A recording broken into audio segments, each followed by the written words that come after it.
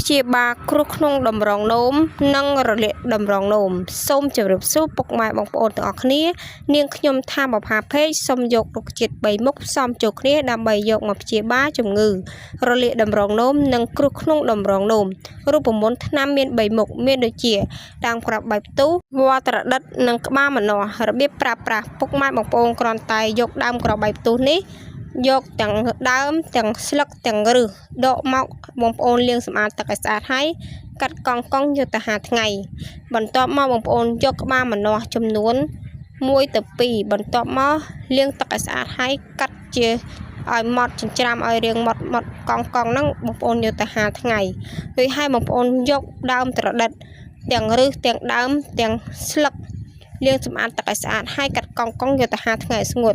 បន្ទាប់មកពុកម៉ែបងប្អូនចាប់មួយមុខបន្តិចឲ្យបានចំនួន1ក្តាប់ដៃ3មុខនោះឲ្យបានចំនួន1ក្តាប់ដៃយកទៅដាក់ដាំទឹកចំនួន2 ទៅ 3 លីត្រតាមដែលបងប្អូនហូបទឹកតិចទឹកច្រើនដាំឲ្យពុះរម្ងាស់15 នាទីបងប្អូនយកមកហូប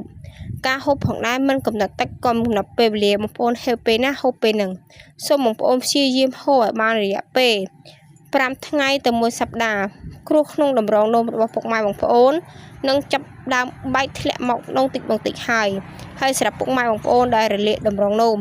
ព្យាយាមហូបត្រឹមតែរយៈពេល5 ថ្ងៃទេតម្រងនោមរបស់បងប្អូននឹងចាប់ដើមជាសះស្បើយមកវិញហើយសូមអរគុណសូមជម្រាបលា